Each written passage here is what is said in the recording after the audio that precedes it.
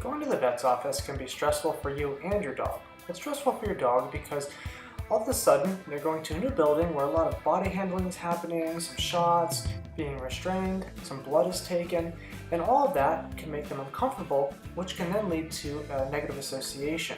That can then lead to fear and aggression in future visits. What I'm going to be demonstrating in this video is how to help your dog build a positive association with going to the vet's office.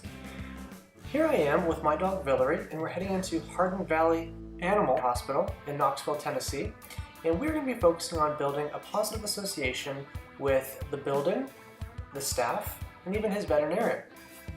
Depending on how fearful your dog is of the vet's office, you may start just feeding for staying in the waiting room.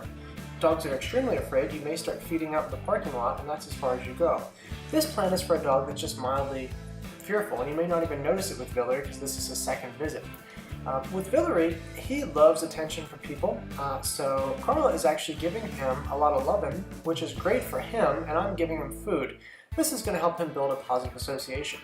This may not be right for some dogs, or many dogs. They may not be ready to be touched, they may not enjoy the affection, and that's okay. That's why you are just going to be doing all the feeding. You may stay nice and far away from the staff and just build a positive association by having your dog see the staff and giving them food. Here with Katie, more loving is happening, so he's getting a lot of attention. He's pretty happy with this, and I'm actually giving her some food to give to him. Now this is okay with him once again because he's pretty happy about all this. If he was very nervous, you're actually better off giving all the food to your own dog than having the staff do it. With your happy visit, it's really important to see as many of the staff members as possible to help your dog build a positive association with them. We've got some of the vet techs so far, and here comes Dr. Michelle, and he's building a positive association with her. She goes right in, and he is super excited about that. And I'm going to come over and pop a couple treats in his mouth just to ensure that the association is there. Hey, even this doctor predicts good stuff. And here he is. This is actually his vet, Dr. Green, and she's giving him a bunch of treats. You can see that he's pretty happy about this. He's got pretty loose body language, he's got a pretty fast tail wag, so that's what we want to see. Another great thing that you can practice with your happy visits is getting your dog on the scale. Here at Hardin Valley, they have a scale that's at ground level, which is an awesome idea. We're getting him on there, giving him a couple treats you may not have seen, and now we're bringing him back into a room so he can build a positive association with the room. One thing that dogs really struggle with is when the vet or the vet techs come in the back door.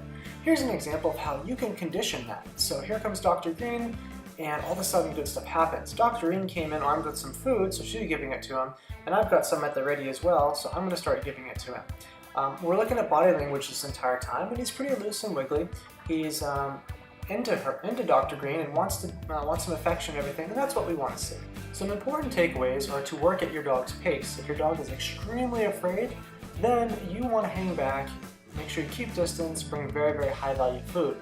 It's also very important to make sure that you're not using any sort of devices that can cause any pain or fear with your dog. So use a harness, a leash, bring your treat bag, bring your high value treats, and start building some positive associations.